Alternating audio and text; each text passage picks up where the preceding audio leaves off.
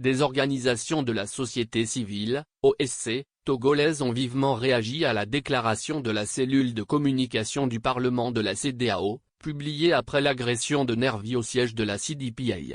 Dans leur mise au point, les OSC ont exprimé leur désapprobation face au communiqué de presse émis par cette cellule, qu'elles jugent inapproprié.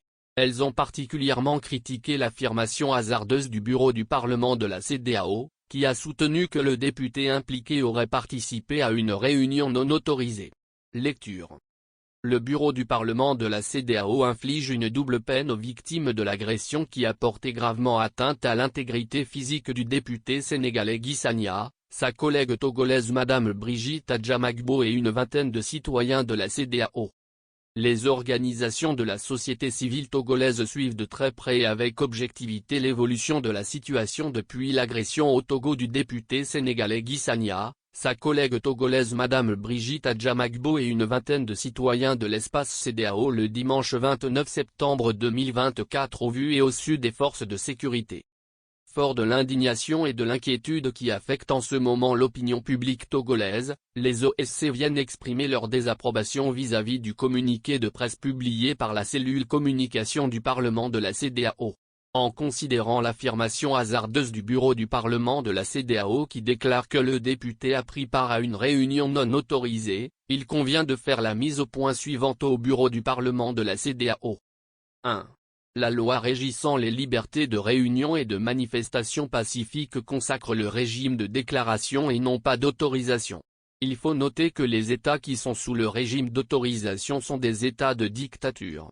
Ceci dit, si les députés togolais de la CEDEAO reconnaissent qu'ils représentent un pays de dictature, cela vient d'un constat dans les faits et non dans les textes de loi. 2.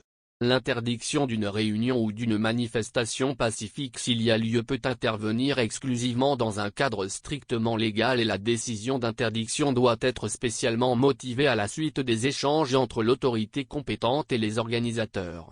Ceci étant, si l'affirmation non autorisée du Parlement de la CEDEAO se situe dans cette optique, les OSC demandent au bureau d'en apporter la preuve de cette interdiction. Autrement, ce serait une affirmation gratuite qui confirme une position tendancieuse de haute personnalité censée représenter l'instance législative de notre institution communautaire qu'est la CEDEAO. 3. Pour la gouverne du bureau du Parlement de la CEDEAO, les autorités togolaises sont coutumières en matière de déni de la réalité et du mépris avancé qu'elles affichent vis-à-vis des lois sur l'exercice des libertés fondamentales. Les OSC font remarquer qu'en date du 13 août 2021, les procédures spéciales de l'ONU, notamment le rapporteur spécial sur le droit de réunion pacifique et la liberté d'association, la rapporteuse spéciale sur la promotion et la protection du droit à la liberté d'opinion et d'expression, la rapporteuse spéciale sur la situation des défenseurs des droits de l'homme, et du rapporteur spécial sur la liberté de religion ou de conviction, dans une correspondance référencée au Eltago 3 2021, ont envoyé au gouvernement togolais leurs observations relatives à l'exercice des libertés fondamentales conformément aux engagements pris par le Togo. Mais les autorités togolaises en font fi et n'y accordent aucune importance. 4. Les OSC prennent note de la méconnaissance du bureau du Parlement de la CEDEAO des textes de loi qui régissent leurs pays respectifs. En réalisant ces manquements, les OSC les invitent à s'en approprier pour mieux défendre une CEDEAO des peuples comme le fait si bien leur collègue député Guy Marius Sagna qui dénonce les pots de vin qui ont sombré l'institution communautaire. 5. Les OSC interpellent tous les organes de la CEDEAO par rapport aux menaces en cours sur les journalistes togolais dans l'exercice de leur travail.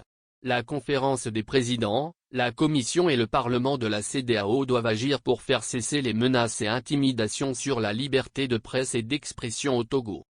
6. En considérant les efforts des journalistes de la presse privée qui œuvrent inlassablement avec vigilance et détermination pour informer l'opinion malgré les difficultés particulières qu'ils rencontrent quotidiennement dans l'exercice de leur profession, il convient de les encourager sur tous les plans. Les OSC réitèrent leurs félicitations et leur soutien indéfectible à tous ces professionnels des médias privés qui œuvrent dans le bon sens, pour l'intérêt général et en vue du bien-être des populations togolaises. Elles apportent particulièrement leur soutien au directeur de publication de Togo Scoop en la personne d'Albert Agbeko victime de menaces par des individus inconnus.